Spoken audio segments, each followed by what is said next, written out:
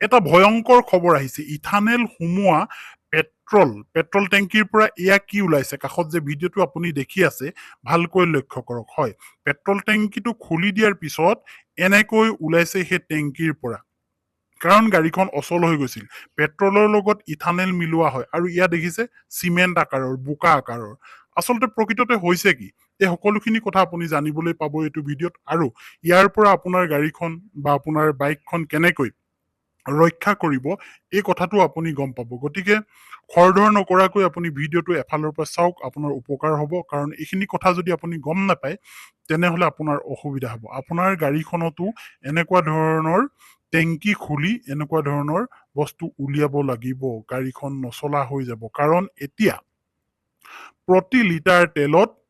পেট্ৰলত ethanal mix কৰা হয় 20% কৈ হয় 1 লিটাৰ পেট্ৰল যেতিয়া আপুনি কিনিব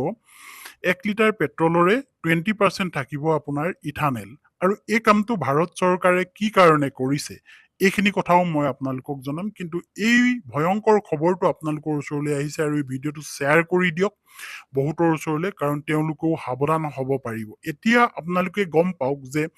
ভাৰতত যিমান পৰিমাণৰ পেট্ৰলিয়াম দৰকাৰ হয় অৰ্থাৎ পেট্ৰল দৰকাৰ হয় বাহিৰৰ পৰা আমদানি কৰি আনিবলগীয়া হয় কাৰণ ভাৰতত যিমানখিনি উৎপাদন হয় এইখিনিৰে নোজোৰে গতিকে বাহিৰৰ পৰা কিনি আনিবলৈ বৈদেশিক মুদ্ৰা ব্যৱহাৰ কৰিব লগা হয় আৰু সেই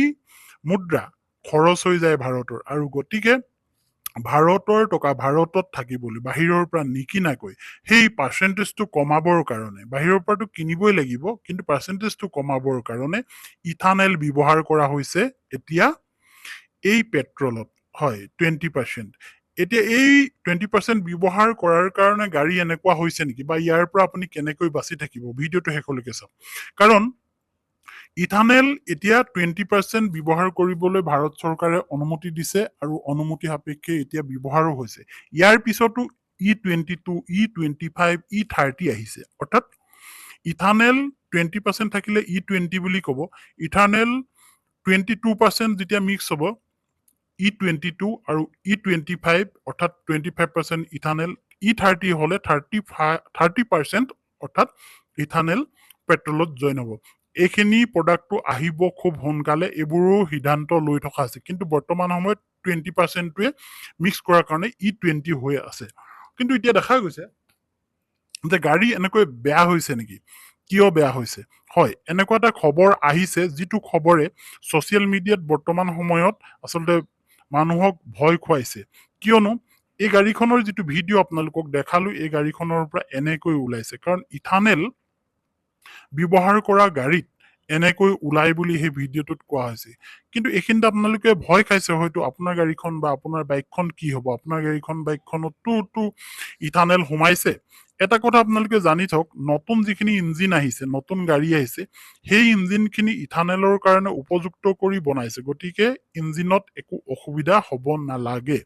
আৰু যিখিনি পুৰণা গাড়ী সেই পুৰণা গাড়ীখিনিত ইথানেল ব্যৱহাৰ কৰিলে সেই ইঞ্জিনখিনি আচলতে ইথানেলৰ উপযুক্তকৈ বনোৱা নাই গতিকে হয়তো কিবা এটা অসুবিধা আহিব পাৰে কিন্তু ছচিয়েল মিডিয়াত দেখা এই ভিডিঅ'টো এতিয়া আচলতে ৰাইজক চিন্তিত কৰি তুলিছে এই ভিডিঅ'টো কিমান সত্য কিমান অসত্য কোনেও ক'ব পৰা নাই কিন্তু এনেকৈ কোৱা হৈছে ভিডিঅ'টোত যে ইথানেল ব্যৱহাৰ কৰাৰ কাৰণেই এই অৱস্থা হৈছে গাড়ীখনৰ গতিকে ছচিয়েল মিডিয়াত পোৱা এই খবৰবোৰ কিমান সত্যতা আছে ইয়াক লৈ ভয় খাবলগীয়া একো নাই কাৰণ এতিয়া যিবোৰ নতুন গাড়ী আহিছে ইথানেলৰ উপযুক্তকৈ আচলতে বনোৱা হৈছে ধন্যবাদ